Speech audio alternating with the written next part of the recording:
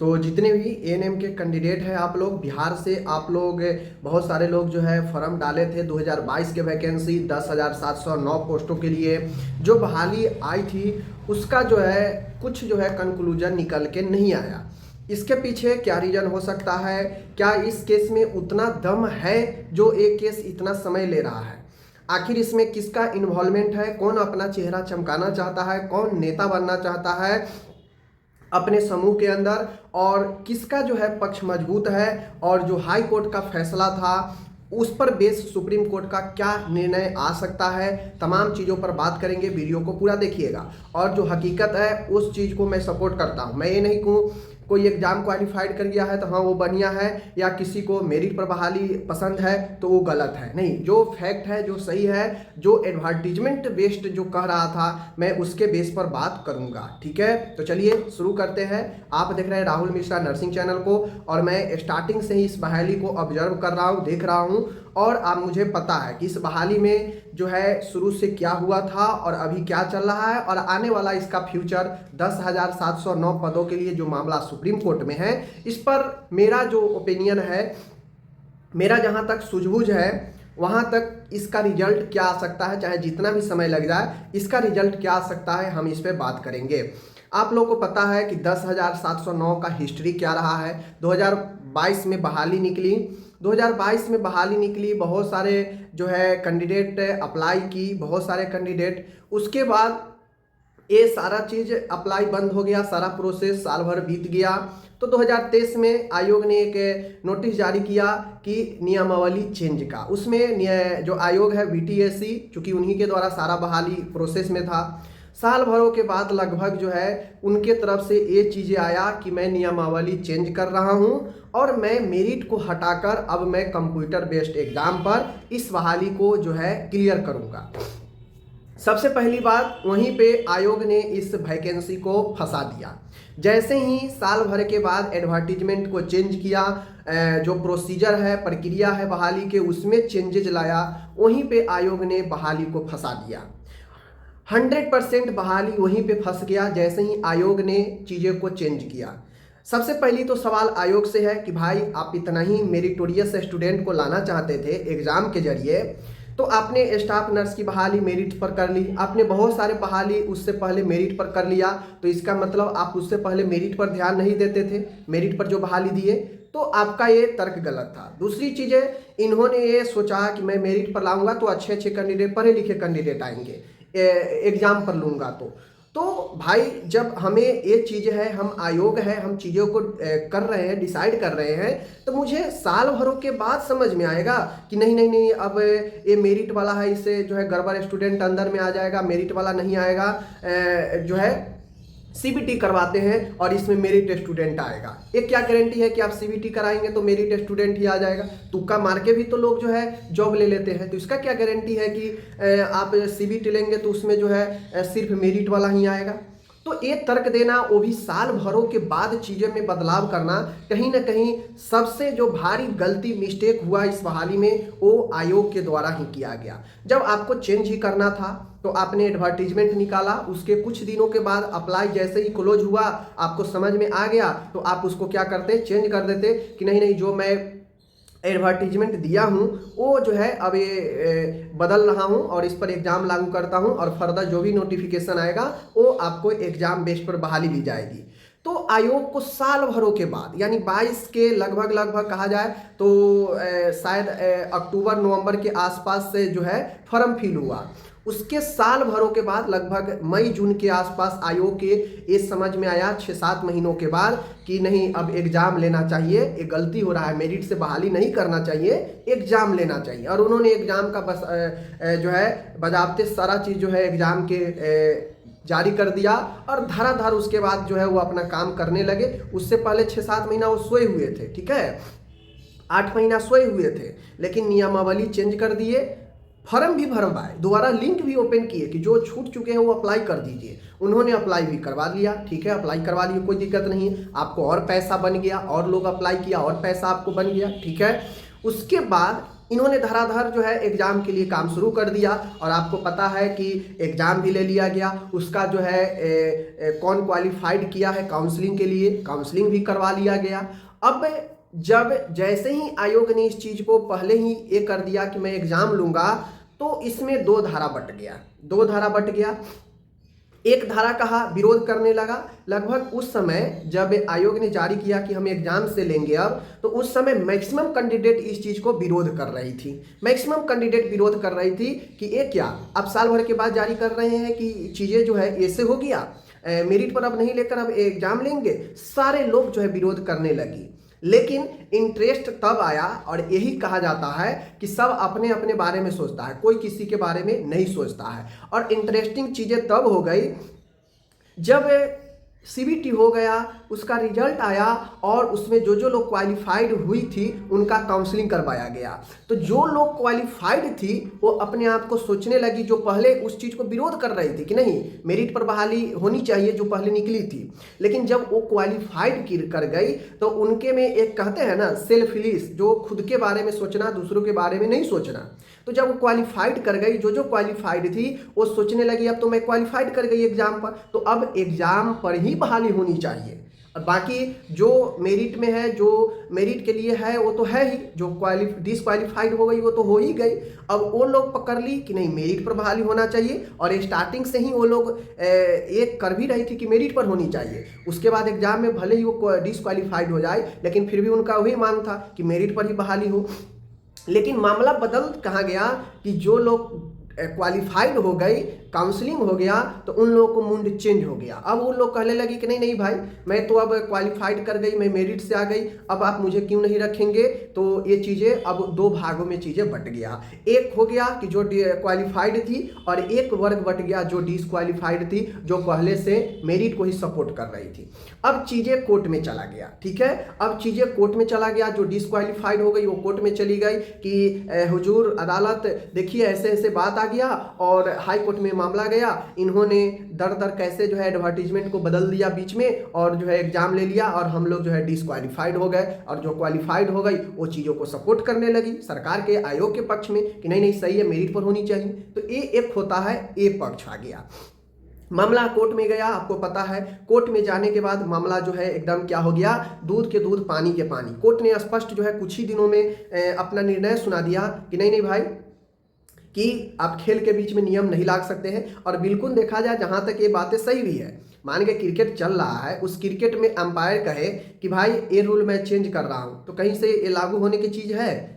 ये चीज़ें कहीं से लागू होने की चीज़ है नहीं। मैं ये मेरिट और मेरिटोरियस स्टूडेंट या कोई नॉन मेरिटोरियस में इनका बात नहीं कर रहा हूँ कि भाई आपके अंदर मेरिट है, आप मेरिट पर ही जॉब लो। मैं ये नहीं कह रहा हूँ, मैं मेरिट या डीमेरिट इसकी बात ही नहीं कर रहा हूँ। मैं रूल्स का बात कर रहा हूँ कि एक नियम का कैसे अनदेखा किया गया, कैसे चीज़ों को बीच में बांटवारा किया गया, चेंजेज किया गया। उस लिहाजा से देखा जाए तो आयोग ने गलती किया।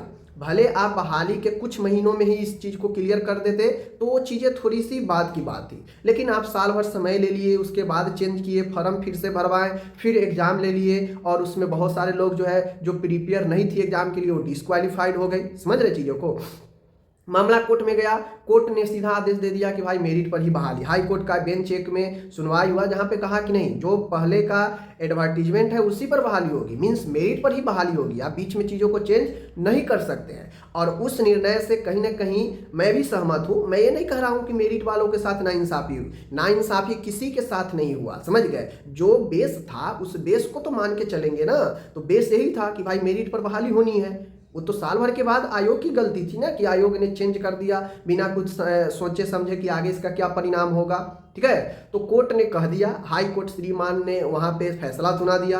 अब बहुत लोगों को अखरने लगा, जो क्वालिफाइड थी वो सोची कि मेरा अगर मार्क्स कम है लेकिन मैं यहाँ पे मेरिट के बदौलत पास हो गई तो मुझे तो जॉब होनी चाहिए, और कहीं ना कहीं वो जायज़ भी था। लेकिन जायज़ ये चीज़ें तब देखा जाता है जब चीज़ें शुरू से उसी लायक हो, लेकिन शुरू से तो वो मेरिट वाला बेस बहाली था, सीबीटी बहाली का कोई चर्चा था नहीं। अब मामला ऐसे ही ऐसे फंसते फंसते ये चीज़ें बिल्कुल ग्रुप में बट गया। एक ग्रुप ये चाह रही है, और उसके कुछ आप लोग जानते हैं कि जब मामला कोर्ट तक जाता है तो कुछ ना कुछ उसके नेता लोग उभर ही आते हैं, अपने चेहरा चमकाने के लिए, ग्रुप में लीडर बनने के लिए, हेड बनने के लिए, ग्रुप का एक जो है हैंडल करने के लिए पीछे से बैक साइड से घुस जाएगा और उस चीज़ को लीड करने लगेगा। हर एक जो है ऐसा ही होता है। बीपीएससी में भी देखे होंगे कि कुछ लोग जो है नेता बनने के चक्कर में बहुत ज़्यादा जो है फ्रंट में आगे आ गए थे, ठीक है ना। तो बीटीएससी में भी कुछ ऐसा ही चल रहा है। इस केस में कुछ खास ज़्यादा दम नहीं है। इस केस में तो भाई सुप्रीम कोर्ट में इतना जटिल मामला रहता है, उसको सुलझाने में समय नहीं लगता है। तो इस केस में इतना समय आखिर क्यों लग रहा है? समझिए, एग्जाम होने को, सीबीटी होने को, रिजल्ट उसका दिखाने को, मार्क्स जो होता है क्वालिफाइड डिसक्वालिफाइड, उसको हो रखा साल भर हो गया है और साल भर से केस जो है पेंडिंग में ही चल रहा है। हाई कोर्ट सुनवा दिया अपना फैसला, सुप्रीम कोर्ट में मामला है। अब मामला जो है यहाँ पे सुनवाई ही नहीं हो रहा है। सुप्रीम कोर्ट में उसका कोई रिस्पॉन्स ही लेने वाला नहीं है। अगर रिस्पॉन्स लेने वाला हो तो ये एक से दूसरे सुनवाई में इसका रिजल्ट आ जाएगा। इस केस में कुछ नहीं है। या तो सुप्रीम कोर्ट को जो अच्छा लगेगा वो निर्णय देंगे। सुप्रीम कोर्ट को लगेगा कि नहीं भाई सीबीटी हुआ है, ठीक हुआ है, सीबीटी पर ही दे दो, तो सीबीटी पर दे दिया जाएगा। उसमें कुछ ऐसा थोड़ी ना है कि एग्जाम में धांधली की बात है, एग्जाम में क्वेश्चन आउट की बात है कि सीबीआई जांच दे दिया जाए, ये दे दिया जाए, वो दे दिया जाए, ऐसा तो कुछ बात है नहीं। बात तो यहाँ पे ये है कि भाई सीबीटी या मेरिट किस पर बहाली होना चाहिए, केस इस पे है। तो हाई कोर्ट जो निर्णय दे दिया, मुझे यही लगता है कि सुप्रीम कोर्ट में चाहे आप स्टूडेंट चाहे लीडर जो भी है एएनएम के, आप इसे कितना भी लंबा खींच लीजिए, सुनवाई 1 से 2 सुनवाई में इस चीज को क्लियर हो जाएगा। सुनवाई जब सीरियस आप होंगे तभी तो आपके चीज़ों को देखा जाएगा वहाँ पे। लेकिन इसमें नेता लोग ज़्यादा हैं, नेता लोग ज़्यादा परेशान हो रहे हैं, ठीक है। अब चूंकि केस में भाई पैसे लगते हैं, जो वकील होंगे वो तो पैसा चार्ज करेंगे ही चाहेंगे, लेकिन पैसा लगाने वाला कम होते हैं और आगे पीछे से सपोर्ट करने वाला ज़्यादा होते हैं। समझ लीजिए बात, हकीकत बातें हैं, ठीक है ना। अब बिना पैसा के तो भाई कोई वकील आएगा नहीं, ठीक है ना। और सुप्रीम कोर्ट के वकील का जानते हैं चार्ज जो है 1000 2000 नहीं होता है, या 2-3000 4000 नहीं होता है। तो देखा जाए एक केस में उतना दम नहीं है जितना केस में दम होनी चाहिए। बस 1 से 2 सुनवाई में एक केस को सुप्रीम कोर्ट के ऐसे ऐसे जजेज बैठे हुए हैं कि 1 से 2 जो है सुनवाई में इसको जो है फैसला सुना देंगे, ठीक है। और फैसला सुप्रीम कोर्ट में जो भी होगा अच्छा ही होगा। और मैं मुझे जहां तक लगता है कि ये फैसला जो है मेरिट के बेस में आएगा, मेरिट वाला बेस में। कोर्ट यहाँ पे इस चीज़ को नहीं डिनाई कर वहाँ पे कोर्ट कर देगी कि हाँ मेरिट वाला को नहीं लाना चाहिए, जो सीबीटी में पास किया उसको नहीं लाना चाहिए। कोर्ट इस बात से जो है सहमत होगा कि हाँ बिल्कुल मेरिट वाला को लाना चाहिए, सीबीटी वाला को लाना चाहिए जो पास है। बट कोर्ट भी मजबूरी है कि भाई आप पहले कहे कुछ और, आप पहले जो है आपने दिया इस तौर पर, साल भरों के बाद चीज़ों को आप बदल दिए, आप कहे कि ऐसे ही से बहाली होगी। तो ये चीज़ें जो है कोर्ट को कहीं ना कहीं लगेगा कि नहीं ये गलत है और ये बहाली जो है होनी चाहिए जो पहले एडवर्टीजमेंट है उसी बेस पर, जैसा कि हाई कोर्ट में निर्णय दिया गया था। और ज़्यादातर मामला में कभी कभी ऐसा होता है कि सुप्रीम कोर्ट हाई कोर्ट के निर्णय को पलट देते हैं, कभी कभी ऐसा मामला आता है। ज़्यादातर मामला में सुप्रीम कोर्ट भी जो है हाई कोर्ट के ही जो है सपोर्ट में निर्णय सुनाती है, क्योंकि कहीं ना कहीं हाई कोर्ट भी अच्छे से ही निर्णय देते हैं, सोच समझ के ही, ऐसे तो नहीं जो है निर्णय दे दिया जाता है। तो कहीं ना कहीं ज़्यादातर संभावना जो है, चाहे आप जितना भी इसको समय ले लीजिए, खींच लीजिए, इससे नुकसान जो है ना कोर्ट को है, ना आयोग को है, ना किसी को है। ये नुकसान सिर्फ और सिर्फ जो है इन स्टूडेंट को ही है जो अप्लीकेंट है, ठीक है। अब खुद समझिए, जो बहाली साल भर पहले क्लियर हो गया रहता तो आज साल भर 10,709 पोस्ट पर जो पोस्टिंग हो गया रहता, उन कैंडिडेट को तो आज साल भरों में कितना आर्थिक स्थिति मजबूत हो गया होता। बहुत इसमें गरीब भी होती, बहुत मीडियम फैमिली भी होती, बहुत ठीक ठाक फैमिली से भी होती, लेकिन सबका अपने पैरों पर खड़ा हो जाती, सब जो है एक अच्छे आर्थिक स्थिति जो है बन गया होता। लेकिन किसका नुकसान है भाई? नुकसान है आप लोग कोर्ट में जा है, कोर्ट में पैसा लगेगा, देना पड़ेगा, ठीक है। चीज़ें खींच रही है, इतना आगे खींच गया है कि उसका कोई मतलब ही नहीं बनता है, ठीक है ना। तो मेरे हिसाब से, मेरा जहाँ तक आईक्यू लेवल काम कर रहा है, मेरा जहाँ तक उम्मीद लग रहा है थिंकिंग के हिसाब से, कि इस चीज़ को सब सपोर्ट करेगा कि भाई मेरिटोरियस स्टूडेंट को लाइए, एग्जाम बेस्ड करवाइए, सही बात है। लेकिन वो कब? जब आप एक फ्रेश कैंडिडेट फ्रेश बहाली लाएंगे, उसमें सारा चीज़ आप बदल दीजिए, कोई दिक्कत नहीं है। सब जो एग्जाम देगा पहले बता दीजिए मेरिट पर, सब जो है आप सीबीटी पर देगा, सब एग्जाम देगा, फिर कोई सवाल ही नहीं। लेकिन आप पहले फॉर्म भरवा लिए मेरिट कह के, फॉर्म भरवा लिए एक्सपीरियंस के नंबर कह के, मेरिट कह के, और साल भर के बाद चीज़ें को चेंज कर दीजिएगा तो किसी को भी ना जवाब जो है गलत लगेगा। तो हमें लगता है 1 से 2 अगर सीरियल ठीक से सुनवाई अगर चले, जो रिस्पोंडेंट है पेटिशनर सब है वो अगर सीरियस हो जाए, उसके जो भी लीडर है वो सीरियस हो जाए, तो 1 से 2 सुनवाई में सुप्रीम कोर्ट में जो है चीज़ें खत्म हो जाएगा। एक सुनवाई में सुप्रीम कोर्ट कहेगा कि भाई सरकार के जो भी पक्ष है वो अपना पक्ष रखे कि वो क्या कहना चाहते हैं, बाकी जो स्टूडेंट अपने एक दूसरे के अगेंस्ट में है उसका तो एक ही है कि भाई सीबीटी या मेरिट, बस यही दोनों के बीच टक्कर है। सरकार सीबीटी करवाया, बीच में क्यों करवाया, क्या सोच के करवाया, सरकार की पक्ष कोर्ट सुन लेगी, उसके बाद कोर्ट को लगेगा कि भाई इसका प्रीवियस हिस्ट्री, हाई कोर्ट ने किस बेस पर जो है कहा था कि मेरिट पर ही बहाली होगी, जो पहला बहाली है, सब चीज़ को देखते हुए बस दूसरे सुनवाई में सुप्रीम कोर्ट इस पर फैसला अपना दे देंगे कि हाँ भाई ये सही है, ये सही है, इस पर बहाली होनी चाहिए। तो ये बहाली इतना जो है सीरियस नहीं होने के कारण सिर्फ अपने नाम, अपने जो है चीज़ों को हैंडल करने में लोग लगे हुए हैं, नेता बनने में लगे हुए हैं, यही कारण है कि बहाली अभी तक जो है पेंडिंग में है, केस जो है कोर्ट में चल रहा है। ठीक है, नहीं तो अगर सीरियस होते हैं तो उनको जल्दी से डेट भी मिल जाता है, लिस्टेड भी हो जाता है केस, और सुनवाई भी हो जाता है, और 1 से 2 सुनवाई में जो है चीज़ें खत्म हो जाता है। ठीक है, तो ये चीज़ें है, यही हकीकत है। सब लोग जो है एक दूसरे को ऊपर जो है क्या कर रहे हैं, प्रत्यारोप, आरोप लगा रहे हैं, लेकिन सामने से जो है सीरियस कोई नहीं है, यही देखने को मिल रहा है। वरना सुप्रीम कोर्ट में 1 से 2 जो है डेट मिलता, और सुप्रीम कोर्ट में ऐसे ऐसे जजेज है जिनके भी सामने केस जाता, केस में दम ही नहीं है भाई। सुप्रीम कोर्ट में इतना हलवा केस आप लेके जाते हैं तो सुप्रीम कोर्ट के लिए तो आसान है कि क्या करना है, क्या नहीं करना है, क्या देना है, क्या नहीं देना है, वो तो कोर्ट के ऊपर है, और कोर्ट जो भी फैसला देते हैं काफ़ी सोच समझ के। तो ये सिर्फ और सिर्फ जो है इनमें कैंडिडेट का, उनके जो ऊपर जो लीडर है, कुछ जो अपने नेता बनते हैं, सिर्फ उनका रिस्पॉन्स यहाँ तक है कि कोर्ट में केस लगा दो, बाकी केस कहाँ तक अपडेट हुआ, नहीं हुआ, क्या हुआ, कोई मतलब नहीं है। समझ गए। आयोग भी अपना नीचे से भाई गहरी सांस लेके बैठी हुई है कि जब निर्णय आएगा देखा जाएगा। तब तक तो नया बहाली आनी नहीं है, और नहीं आएगा भी। क्यों आएगा, कैसे आएगा भाई? एक बहाली पेंडिंग है, दूसरे बहाली आप कर दोगे, कैसे कर दोगे? नहीं कर सकता है। तो नया बहाली जब तक नहीं आएगा जब ये वाला चीज़ जो है क्लियर नहीं हो जाता है। और जो मैंने बात बताया बिल्कुल 100% सत्य है। समझ गए चीज़ों को, किसका गलती है किसका नहीं है, वो जो है आपस में सब लोग लड़िए और समय जो है आपका पास होते जाएगा। किसी का इसमें कोई फायदा नहीं है। ठीक है, कल होकर अगर कोर्ट मान गए 1 मिनट के लिए, अगर सीबीटी वाले जो क्वालिफाइड है उनको अलाउ भी अगर कोर्ट कर देती हैं, तो फिर इसमें क्या, किसका फायदा रह जाएगा? फिर जो डिसक्वालीफाइड है वो माथा पीटेंगे कि ये गलत हो गया, ये हो गया, वो हो गया। लेकिन कोर्ट का निर्णय तो लास्ट निर्णय होता है, सुप्रीम कोर्ट के बाद तो आप कहीं जा नहीं सकते हैं। तो यही चीज़ है, समझ गए। अगर कोर्ट कह दिया कि नहीं हाई कोर्ट वाला ही फैसला ठीक है, मेरिट पर ही बहाली होगा, तो फिर माथा पीटेंगे वो कि मैं क्वालिफाइड थी, कैसे हो गया।